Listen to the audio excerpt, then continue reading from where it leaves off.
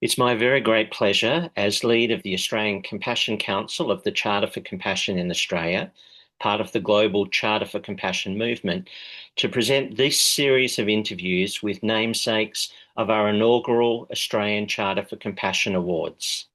Dr. Debbie Ling, the Common Humanity Award, the Dr. Lynn Reader Compassion Award, and the Dr. Mark Crosweller AFSM Wisdom Award on World Compassion Day. In so doing, we recognise the First Peoples of this land and we pay our respects to their elders past, present and emerging. It is their deep spirituality and law, reflected in their own practice of common humanity, compassion and wisdom, which infuses this land and inspires our aspiration for Australia, a continent for compassion. My name is Terry Ayling, and with these awards, the Australian Compassion Council not only honours three eminent Australians whose contribution to the research and practice of common humanity, compassion and wisdom has made an immeasurable difference to the global compassion movement, but will recognise the emerging work of leaders in these fields. Each year, the Australian Compassion Council will call for nominations for each of the Common Humanity, Compassion and Wisdom Awards, with finalists being announced on our Australian National Day of Compassion, the 21st of September, and interviews with recipients presented on World Compassion Day, the 28th of November. In today's interview, I speak with Dr. Mark Crosweller, AFSM, namesake of the Wisdom Award. For more than 4 decades, Mark has served communities in some of their most difficult moments. From disaster response and recovery to national security, Mark's work has always centred on leadership in complex, uncertain, and often tragic context. Over time, Mark has found a consistent truth has emerged. Technical evidence, excellence is not enough. What matters most in moments of crisis is our relational capacity and how we treat one another. Mark's career has included senior executive roles in emergency management and national resilience, including roles as Commissioner, Director General, and Head of the National Resilience Taskforce. But it's the human dimension of leadership that now drives Mark. Ethics such as compassion and the courage to act with wisdom and integrity. Currently serving as Director of Ethical Intelligence, Mark works with senior leaders and organisations facilitating deep conversations about the essential ethics of relational leadership and exploring questions like, how do we make meaning in the face of complexity? What does it take to lead with moral clarity? And how can we foster cultures that support relational trust and ethical decision-making? Mark says his work is not for everyone, but it resonates deeply with those willing to reflect, to listen, and to lead with both heart and intellect. Speaking on behalf of the Australian Compassion Council, Mark's contribution of over 10 years to the work of the Charter for Compassion in Australia has been invaluable. So with this brief bio, it is my great privilege to introduce and welcome my dear friend and our gifted colleague, Dr. Mark Crosweller. Good morning, Mark. Morning, Terry. Thanks for the opportunity to have a chat, and thanks for that very kind introduction. Well, Mark, we're very excited with these new awards that we have recognised, and as the namesake of the Wisdom Award, this is an opportunity for us to reflect on one of those core characteristics for the work of the Charter in Australia. I wanted to take us back a little bit and to remind ourselves about how you become involved in the work of the Charter and in some of the ways that might have unfolded over time. Yeah, certainly, Terry. I was introduced to the Charter, the Australian Compassion Council, and the Charter I think it was well over 10 years ago. I was Director General of Emergency Management Australia, so I had direct responsibilities for briefing the Prime Minister and the Cabinet of the Australian Government on crisis management and disasters. And I had a proposition, an ethical proposition, that the greatest measure of success was the upholding of public trust and confidence, and the greatest mission was the reduction of human and non-human suffering, in other words, to be compassionate. And Mm, that was the disposition I took as the Director General, and had spoken to the Prime Minister about that at the day and other people. And I found it as an important proposition, or an important premise for crisis management, because if you lose sight of trust and confidence and compassion, then you're kind of losing sight of the whole game, because yes. people are suffering immensely, and it's good to keep those at the forefront of one's mind, particularly for leaders in powerful positions or have access to the equities of power, wealth, and resource, and are trying to redistribute them in fair and equitable ways. It's important to have an ethical disposition. I happen to be talking about that proposition when a colleague from the CSIRO, who unfortunately I can't remember their name, but knew Lynn Reader very well, the head of the Australian Compassion Council, and referred me to Lynn, and I spoke to Lynn soon thereafter, and was immediately impressed by the work of the Compassion Council and the charter itself, and was very happy to come on board and offer whatever assistance I could. Mm. It's a real privilege, Terry. Yeah.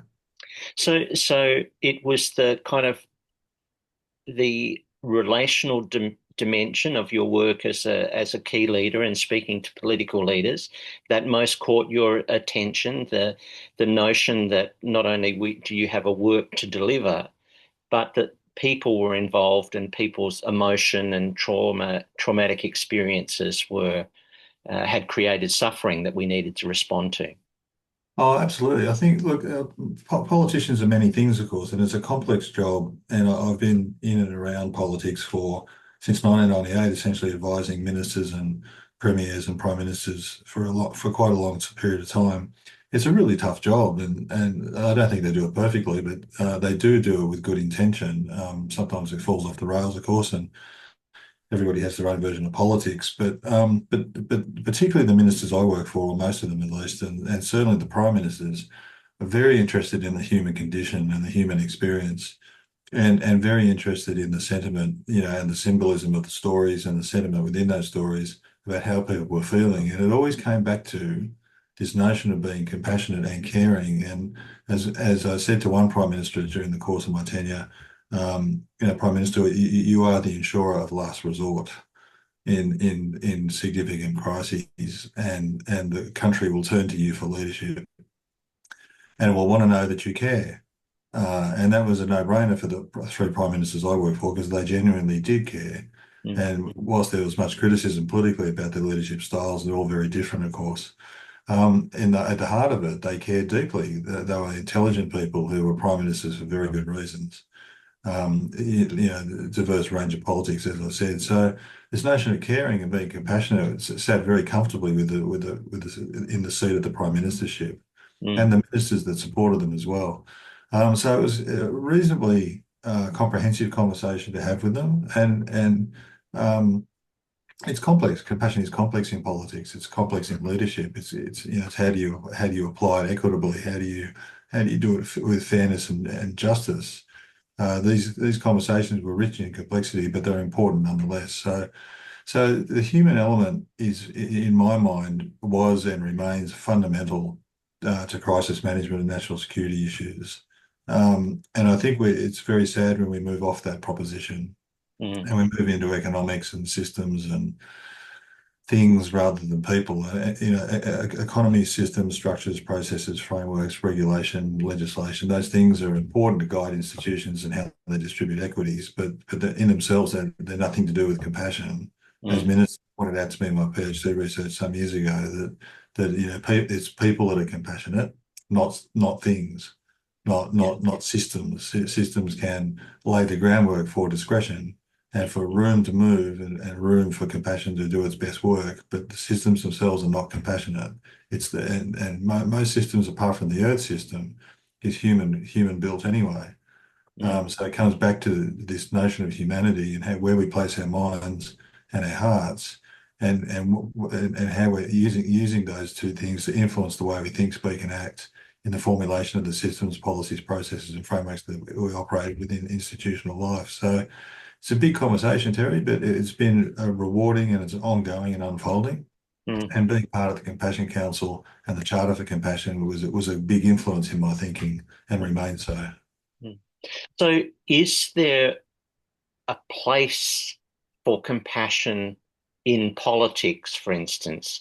I mean, I know Jennifer Nagel and Dr. Lynn Reader and others have been working in that space because is there the capacity of compassion to change systems or change politics? My argue, yes, absolutely. There's some polarizing views in academia about whether politics and compassion is appropriate or not, because compassion can be mixed up with sympathy or pity, and that's where it falls apart pretty quick. Mm, I think a great Buddhist teacher, whose name escapes me at the moment, talked about this notion of idiot compassion. And when we become sympathetic and pity people and want the soft option and want to be liked and don't want to take on the hard issues, we call it compassion, but it's foolish. It leads to unnecessary harm and otherwise avoidable suffering. So I think in my world, particularly national security and disaster management as well, of course, sometimes the most compassionate decision was the hardest, toughest decision. Yeah, to be clear, unambiguous, forthright, determined, willful, boundary setting. Those words, those actions are really important in trying to limit harmfulness. And so there's nothing soft about those. The thing I don't include though is anger. I think anger is an emotion we could do well without. And mm, whilst we get angry and upset at things when things go wrong, we want things to be right through processes of justice and fairness. Anger is like putting a match to petrol. You know, once you stick the match in the petrol, it's very hard to contain it. mm, So I'm cautious about anything that constitutes an angry approach. mhm, I think in politics, to be firm, unambiguous, forthright, clear, determined about what is harmful and what is not harmful, about what pathways should look like to get people to a greater sense of happiness and well-being and flourishing, politics plays an enormous role in that. But if it falls to sympathy or pity, then I agree with those critics who say it has no place. mm. So, Yeah. was it your sense, Mark, that some people experience the expression of governments in a time of crisis as sympathy rather than a compassionate action, or and conversely, that sometimes the experience of receiving that seemed to be sympathetic rather than an expression of compassion? Yeah, I think there's work to be done, Terry. I think is where I would take the answer to that question. I think people think they're being compassionate, and I think in their minds they are. But my proposition remains: how well do we really understand the ethos of compassion? And I think for all of us, all of humanity, really, we have more to learn. I think education is a big part of our future going forward, and what it really means to be a compassionate species for the planet in the face of climate change is one example, or the polarization of politics as another. Mm, So I think people think they're being compassionate. I say in my book that the recognition of compassion has to be bestowed by another person. So a government can't claim its own compassionate disposition. It has to be recognised by others. It has to be recognised by the recipients, mm, not by the proponents. mm. And I think there's some, increasing research, isn't there, about the way that people experience something as compassionate or not. That they are intuitively able to tell whether it is a generous, selfless act or whether there is some hook, some expectancy to it. That's a really good point, Terry. I think intuition plays a big role, and Mm, but most human beings are more intuitive than they give themselves credit for, particularly around emotionality and ethics. mm, And most people know when they're having the wool pulled over their eyes, or it's a false sympathy or false compassion. You know, mm, statistical compassion. It's more about the proponent than the recipient. mm, Sense that, and they may not be able to put words to it, but it's a feeling state. So mm, that a bit of mistrust there, or an unsettling kind of feeling. And I think most people, when that happens, take a long time to recover from it. So mm, the other ethic of trust and confidence sits very comfortably with compassion because you need to secure people's trust because they're vulnerable. They're mm, they're in distress. Yeah. Yeah. something going on in their lives which is causing them, enormous difficulty. Mm. And trust is a way of alleviating that difficulty because you're putting your faith in someone to do something for you that's going Yeah. to alleviate that problem. And if you don't trust somebody, then what you're effectively worried about is being harmed by them. Yes. Yes. These are very close together. And although you haven't used the word specifically, my sense is that wisdom is what you're talking about in the exercise of compassion, both on behalf of the giver and the receiver. How do we make wise decisions about how we uh, seek to alleviate the suffering of other people? So that's the particular thing that, the Australian Compassion Council wants to honour in this award for you. Can you tell us a little bit more about how you become involved in the notion of wisdom, the exploration of wisdom, and its application in a compassion context? Yeah, certainly. I think, look, I talk a lot about the practical wisdom of lived experience. I think people's lived experience really matters, Yes. and my commentary has been in the space of adversity and crisis for 40 years, Mm, and not just the big crises that the world can see, but the crises the world can't see. So the crises in people's lives, the crises in people's minds. I've spoken to many an adult who, in the scheme of things, institutionally doesn't appear to be having any crisis at all. But when you have a private conversation with them, they're deeply troubled by what's happening in their life. mm, mm, So I take the proposition, which many a philosopher has spoken to, that is adversity is a great teacher.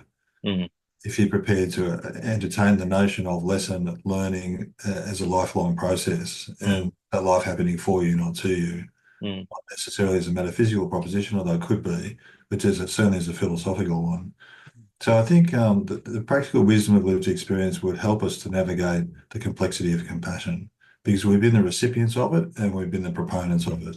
And we know that we've done it imperfectly. And if we if we reflect on our lived experience about when we have exercised compassion and it's worked, there's some lesson there, there's learning. And mm, where it hasn't worked, there's learning.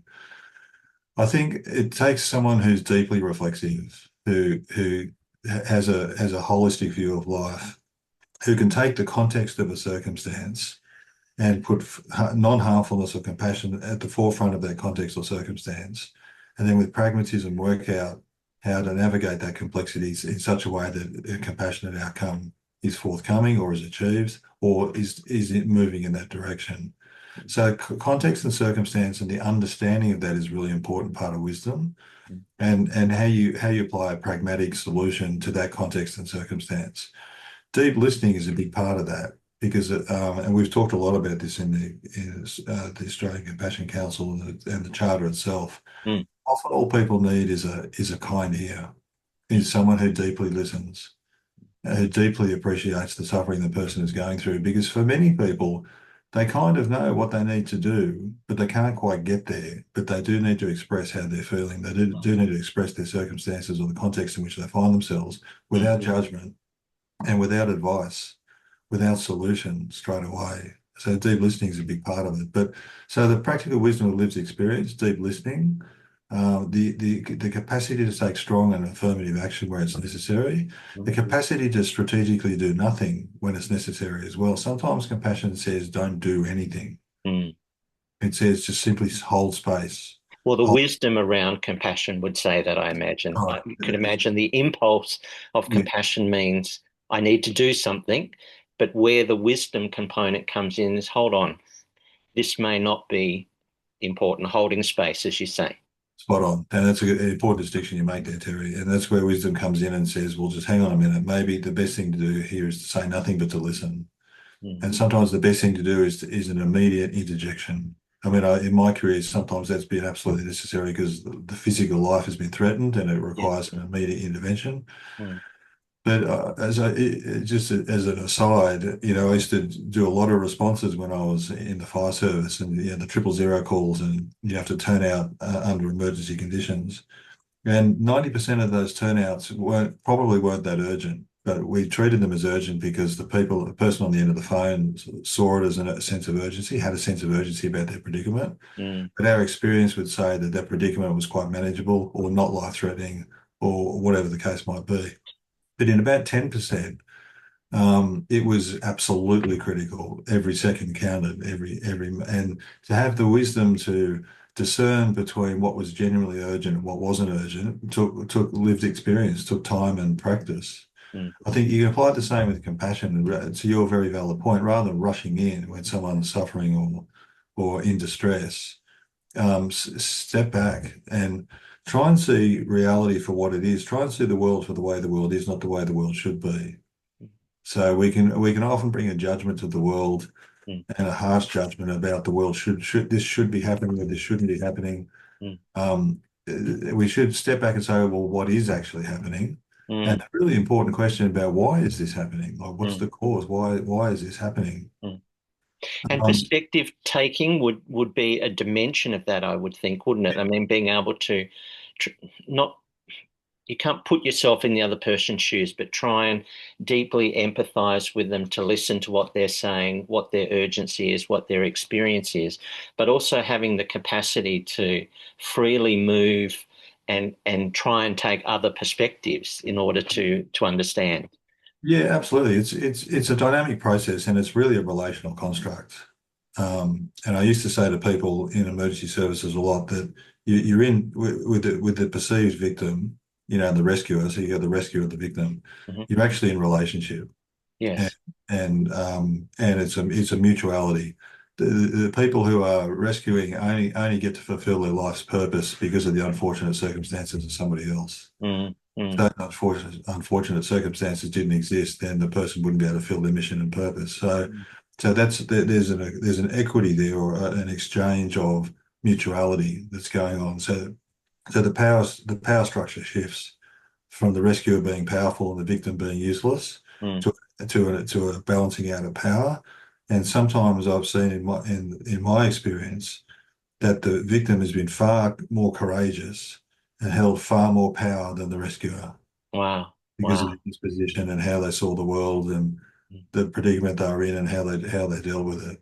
yeah. So we could dispel a lot of notions about power structures and heroes and rescuers and victims and all that sort of thing, and to think about it in the context of relationality and Mm, mutual exchange mm, and the building of perception through relationship, through dialogue, through deep listening. mm, I think that's where wisdom really gets interesting because it has a complexity to it which also has a knowing, has felt knowledge. We kind of know when we're on the right path. We can't mm, necessarily language doesn't necessarily give it expression, mm, but the intuition would say yes, this is the right thing to do in the circumstance. mm. So wisdom can be learnt the hard way through lived experience and by being open to see our experience as something that can teach us and being curious and open to learn and reflective.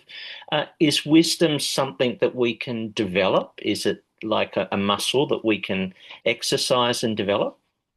Now Confucius would say you learn it one of three ways: reflection, the noblest; imitation, the easiest; experience, the bitterest. Yes. So I think reflection is really the practical wisdom of your lived experience, reflecting back on your own circumstances and experiences and drawing wisdom from those events and what you learned and what you Mm, experienced.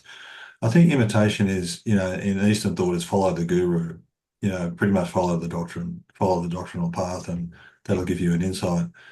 I think it can be learnt, but I think it's through doctrine. I think it's through lived example, experience, bitter experience. I think it is through imitation. I think Confucius was right. It's learnt many ways.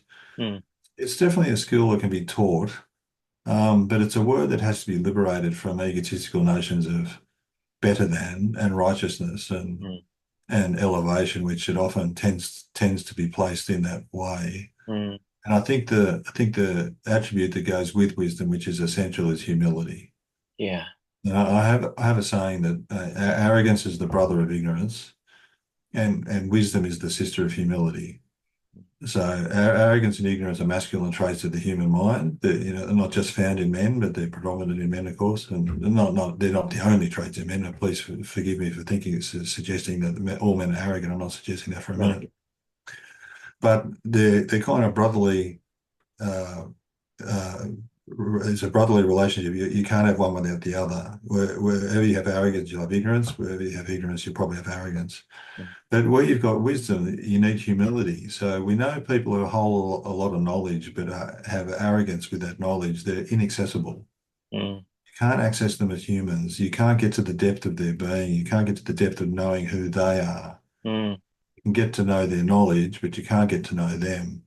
Someone who holds profound knowledge and humility will be very wise. And we know this through mentors and through the mm, course of human history. Those who exhibited great humility were mm, wise people, mm, um, and had embodied wisdom. So mm, they'd learned it through bitter experience, but they'd learned it other ways and embodied it. mm, So they kind of became that. I had two mentors who I would categorize in that way. One was a Christian minister, a former Special Forces and Army Padre. mm, The other was a Buddhist nun. And both one was theistic, one was non-theistic. And people would say, how does that work? And I would say, beautifully, because it's a contest of ideas. mm, But both people had embodied a wisdom about their faith and their understanding of what it meant to be a compassionate human being. mm, mm, So the Army Padre lived it on the battlefields in Iraq and elsewhere. Soldiers mortally wounded and tended to their needs spiritually and otherwise. And the Buddhist nun taught, Buddhist philosophy for many years, 30, mm, 40 years, that lived as a nun for most of her life. mm, Just really impressive people. And if you get to meet people like that who are wise and have a sense of humility and an embodiment of their wisdom, mm, embrace them. mm, Embrace them as you're very lucky to have a relationship with them because they'll add a richness to your life that you would otherwise probably wouldn't get. mm. Now, Mark, you've been in very senior roles and been very influential in speaking into, to politicians, and to systems and things like that. But your work now with ethical intelligence involves a lot of work with key leaders and with organizations in important spaces. Do you see a lot of that humility and wisdom, or in your work, how you currently going about nurturing that? It definitely exists. There's no doubt about it. These are attributes that exist naturally in the human mind, Mhm. but they're often distracted or shadowed Mm, or blocked in some way, shape, or form because of circumstance. I think that, look, the world is trading on fear and outrage at the moment. There's no doubt about that, particularly in Western politics. And the polarization of wealth and resource is phenomenal and needs to be reversed. So those things are getting in the way of good conversations about, wisdom and humility and compassion. So there's a real desire and a need to have the conversations and to develop skillfulness and curiosity about these things, but there's a lot of fear as well. I don't underestimate how much courage it takes for leaders to step into the space of being truly compassionate and the complexity of compassion and wisdom. mm, It takes a lot of courage. And I see courageous leaders doing that who have a wisdom about their courage and their compassion, and they're doing good work. mm, But we need more of them. There's no, mm, but it is a courageous pathway. It yeah, requires the surrendering of self. It requires non-egotistical notions of leadership. mm, Most upper echelons of institutional leadership is about power and survival, mhm, and you try and squeeze ethics in there. Not that I'm not saying they're not ethical; they are ethical, but does ethics have a prominent role over mm, power and survival? mm, I'd argue no, it doesn't. Ethics can often get pushed to the side because of power and survival. mm, It's a really interesting and complex conversation about how do you rebalance that. mm, There mm, are examples in history, Nelson Mandela was able to navigate that complexity. Desmond Tutu was another. mm, Jacinda Ardern in New Zealand, showed great compassion during the Christchurch shootings and the earthquakes and the volcanic eruptions and COVID-19. I mean, there are some really good examples of leaders who are able to align power and survival with ethical dispositions and balance that tension, so that they do exist, but it's a tough space, mm, but a worthwhile space. And I think the rewards intuitively are quite significant for people who can operate there. mm, Because I think the interesting question, Terry, is it sustainable? Is that tension sustainable?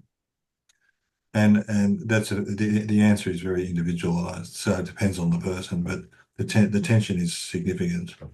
mm, But parent survival, compassion, wisdom, and courage, sitting together. mm, Wow, that's a lot to navigate. mm. Yeah, I'm teased by the fact that you kind of married humility and wisdom together, and now humility, wisdom, and courage.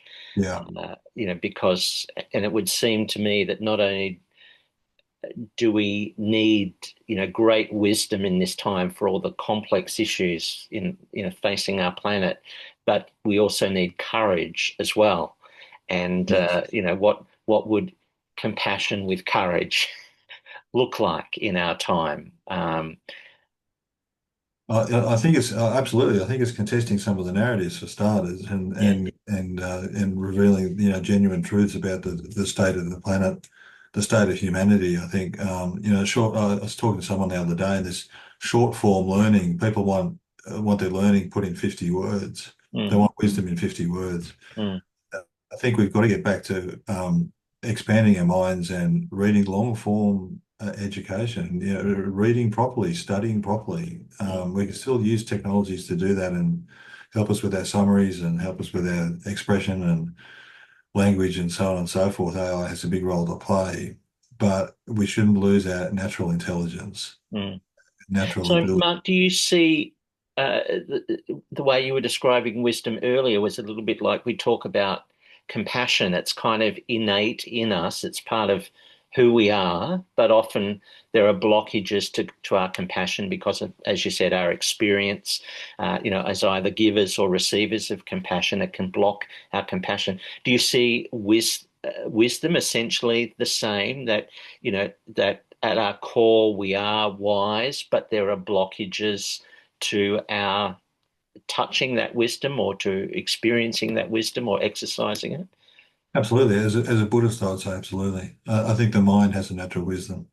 I think how do you get there? Settle the mind, show love and kindness to yourself and others, show compassion to self and other. I mean, Mm, get rid of delusion, get rid of a sense of egotistical self, mm, remove as much anger from your mind as possible, reduce your attachments, dispel your ignorance.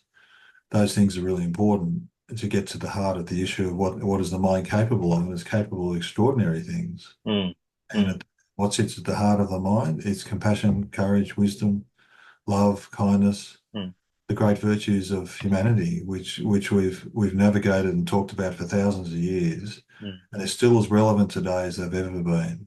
And part of my proposition in my speaking is that adversity teaches a virtue. You just have to work out what virtue is it teaching.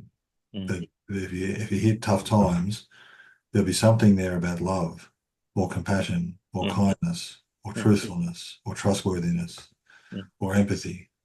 So, Mark, who would you say have taught you the most about wisdom? My mentors, first and foremost, would be my wife, who sadly passed away 2.5 years ago, who is the most compassionate woman I'd ever met. It's just extraordinary. I need to say this on a podcast or webinar such as this to recognise her contribution, Mm, because she made such a substantial contribution to my life over 16 years that I knew her. I just want to honour that. yes. Um, the Dalai Lama, Kelsang Gyatso, and Thich Nhat Hanh, three Buddhist monks who, in their own way, have brought profound wisdom to the planet in the interpretation of Buddhism from Tibet into the Western world. Mm, And Nelson Mandela and Desmond Tutu, I just find what they did in South Africa against all odds, mm, against so much potential violence and suffering and heartache, mm, to turn it around politically and socially and economically, mm, and avert a complete civil war and utter disaster in a country is something we should always be grateful for mm, and reflect upon and take the lessons, because I think we're heading in the same direction now. mm, And I think there's some really good lessons there we could learn. And the last one's Joseph Campbell. I think Joseph Campbell, for me, his writings between the late 1940s and the late 1980s, particularly the hero with the thousand faces, and how he contextualized compassion in the context of mythology and theology, mm, was it still sits in my mind even today. I write about Joseph Campbell, and some academics say we've moved past Campbell, my response is I don't think we've started to understand what he was mm, actually saying. mm. So So, with your lived experience, personal, career, family, your wife, and the wisdom of these teachers. Through your work now with ethical intelligence, you're trying to contextualize that with key leaders and organizations. Can you tell us a little bit about your current work and the book that you've just recently launched? So the book's Compassion in Disaster Management, The Essential Ethic of Relational Leadership. What I'm trying to do is inject into the crisis management sector and national security a view about vulnerability, which is not necessarily comfortable, but is the basis of relationality. That we as human beings, without exception, experience vulnerability Mm, and experience suffering. mm, And my proposition is that's what binds us together. So mm, I'm very interested in there's so much that pulls us apart or differentiates us, Terry. Categories of difference, intersectionalities, culture, race, religion, gender, and so on. And they're important. They're all part of identity and part of the lived experience. I'm not discounting them for a minute.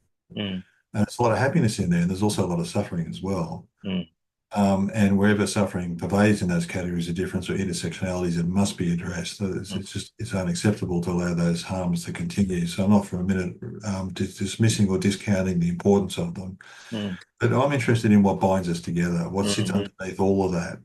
mm, And we rarely go there because it's so complex and difficult to talk about. mm, mm, It's this shared space of vulnerability and suffering. mm, And that's where most of my work goes now. So in institutions, when we look at the risk triangle of hazard, exposure, and vulnerability, most risk context is dealing with hazard, threat, or peril because it's external, mm, it's institutional, it's systemic, it's impersonal. Exposure is pretty much the same sort of thing. Vulnerability is different. Vulnerability is the heart of risk. mm, So there's systemic vulnerability. So systems are vulnerable, telecommunication systems, water systems, sanitation systems, food systems, they're all vulnerable. mm, So there's a systemic response to reducing that vulnerability. But there's also the vulnerability of humans. mm, That's the relational aspect. And you cannot get rid of vulnerability in humanity. It's mm, not possible. And what happens instead, Terry, is we deny, disavow, or ignore it. And when we deny, disavow, or ignore our vulnerability and our suffering, what we're effectively doing is giving permission for what I call otherwise avoidable suffering to flourish. mm, So suffering we could do something about because yeah, vulnerability is a susceptibility to suffer. It's a future state. So we may not be suffering now, but we have a vulnerability or a susceptibility to suffer in the future. mm, And if we do, we won't be able to cope or may not be able to cope. That opens up a space for doing something about it now before mm, it happens. But mm, if the mind and the heart are not there and mm, not focused on that proposition, on that possibility, that suffering will flourish. That suffering will arise at some point. And then mm, we'll look back and go, we could have done something about that, yeah, but we didn't see it. And mm, we could have seen it. And I've seen this across the 40 years of my career, things that we could have done and didn't do for very interesting reasons. mm, And much of that is because we chose not to see the vulnerability because it mm, was too difficult, or we weren't educated on it. We didn't understand it. We were defiant. We were overconfident. mm, mm, We were brave. We were mm, heroic. mm, We were stoic. We were all those tough words that we think we need to navigate through complexity and crisis. mm, They have a place, but the heart has a place as well. yes, And I think that's what I talk a lot about and teach a lot about and work with leaders to say, look, let's just balance this up a bit. You still need protective factors. Don't be foolishly vulnerable. If mm, you're in a harmful environment, then take whatever protections you need to take emotionally, spiritually, and physically, mm, systemically. Absolutely, that's very important, but it's not always that way. mm, And look for the opportunities to be relational. mm, mm, Look for the opportunities to express your vulnerability or use it or leverage it in very affirming and positive ways to move the agenda forward in a humanistic way. mm. And And I think you've helped us, Mark, to you've talked about the process of wisdom gleaned from reflecting on our past experience, and what I sense you're talking about now is how to kind of imagine or to project certain futures and what actions we can take in the present to what would be wisdom look like in the present to mitigate the risk and the exposure and be honest about our vulnerability in this kind of place. So, what do you see the current and future work around the practice of wisdom or the exercise of wisdom? Where do we need to push into next? What are the frontiers in terms of pushing the boundaries with wisdom research and teaching and practice? So I think the first one you hit on directly, Terry, which is education. I think we need more affirming education on what it means to be wise in a humanistic sense, in a compassionate and courageous sense. Like, how do those things operate together as an ethos of leadership Mm, in whatever context we find ourselves? mm, I think more pragmatically and specifically Australia, although it applies elsewhere in the world, is we have to really commit and navigate and reach agreement on reconciliation in this country. That we we can't deny our past. The past needs to be expressed and reconciled. The truth needs to be expressed in all its forms. And there are examples in South Africa where this was done and done well. The Truth and Reconciliation yes. Commission is one example of where Mm, truth was able to be spoken about in a compassionate way, mm, in a non-judgmental way, in order to have truth expressed in order for people to heal. mm, I think wisdom has an enormous role to play there, as does compassion. mm, And I think climate change. I mean, we're starting to polarize our policies in Australia on climate change, and that will lower confidence in investments and confuse people yet again. I've said in my career, for most of my career, we keep forgetting that Mother Nature is in charge, not us. mm, And she's very kind, Terry, because she'll tell us what she's about to do, but mm, she won't ask us. mm, mm, She doesn't ask, she tells. mm, And she sends signals that says she's not happy. We're aggravating certain aspects of the Earth system. mm, It's detrimental to us, and it's detrimental to other sentient and non-sentient beings. mm, And we can do something about it. I think it's a big issue, but it's fundamental. It sits in the middle of all of that.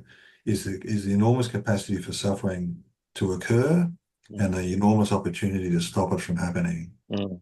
And in those two examples which you just gave, it's our unpreparedness to honor our vulnerability.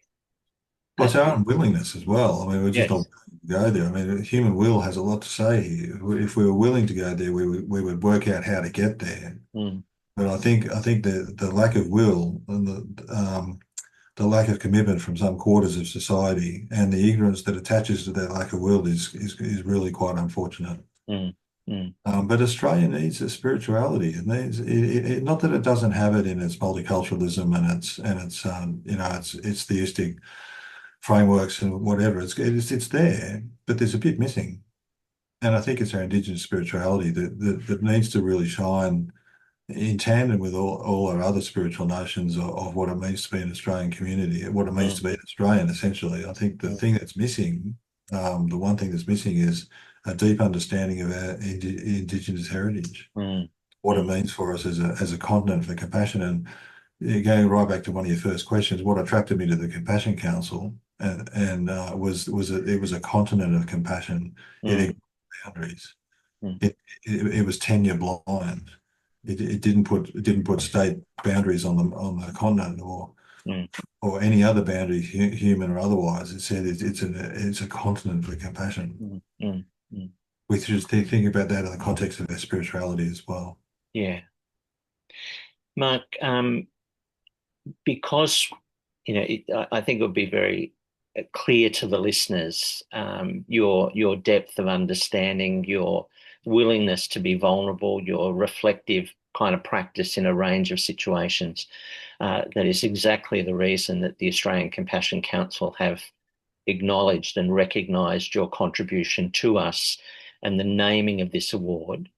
Um, as we call in the future years for nominations for recipients of this Wisdom Award, what are the kind of key things that you think we need to be looking for in a worthy recipient of this award? It's a really good question, Terry, and I think the answer is potentially quite quite complex. But I think as someone who's demonstrated that they can listen deeply, like Yes, they can genuinely hear yes, where the suffering is coming from. yes. I think someone who can see reality for what it is, not what it should be. So someone who has a non-judgmental disposition. Hmm. I think somebody is prepared to take strong affirmative action Hmm. without anger, mm, ignorance or attachment. I'd say that as a Buddhist, but you can frame that any way you like. Um, to minimize harmfulness and allow happiness to flourish. So mm, someone who's got that disposition of clear-headedness, clear-mindedness, clear-heartedness, who's unambiguous when they need to be, forthright and firm where they need to be because they understand the nature of harm mm, and they understand the pathway to minimize it or to reduce it or to mm, negate it. And I think the last one is that it's that the observation of compassion is bestowed upon them. So it's not self-declared. mm, The recipients of their actions, the witnesses of their actions, make the determination that they've acted wisely mm, and compassionately in the execution of whatever it is they found themselves mm, having to navigate. And I think that's very broad criteria, but I think you need broad criteria because the context and circumstances which we find ourselves is immeasurably complex. mm. And it'd be nice to have some broad criteria that, people could fit into quite comfortably. And people who are Yeah. nominated by somebody else could say, no, no, that person is a deep listener, sees reality for what it is was prepared to take strong action, and left me with no doubt in my mind that they acted wisely when acting compassionately. Mm, mm. And so the As test, not unexpectedly, you've kind of stretched us. Some of the criteria we were looking at were around penetrating insight, around discernment, around inner stillness, humility that you spoke of, integrity, perhaps courage. So we'll incorporate some of those things into the award criteria, and the process and the nomination forms will be available on the Australian Charter for Compassion website early next year. We'd encourage people to nominate as together we seek to further this work that you and the other award namesakes have contributed to as part of our aspiration for Australia, a continent for compassion. Mark, it's been a great pleasure speaking with you again today. thanks for the opportunity. It's very evident your grace, your willingness to be vulnerable, your humility, your courage, and your wisdom are something that we really honour, have really valued with the Australian Compassion Council and the work of the Charter for 10 years or more. And we know that you're moving to a different phase of your life, but your work is continuing, and we're very, very grateful for that. We hope that this interview and your life and writings and work will continue to inspire others, including those who might nominate in the future for the Australian Charter for Compassion Wisdom Award. Dr. Mark Crosweller, AFSM. Thank you Thank so much, Mark. thank you, Terry. It's been a privilege and a pleasure. Every blessing to you, my friend.